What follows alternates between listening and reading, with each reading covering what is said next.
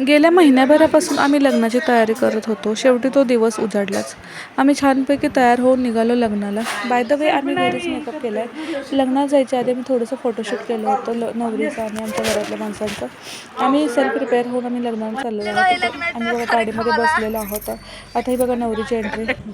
नवरीचा look तुम्हाला कसा वाटतोय नक्की कमेंट करून सांगा. गाडी सजवली आहे. शेवटी हॉलवरती आम्ही पोचलेलो आहोत.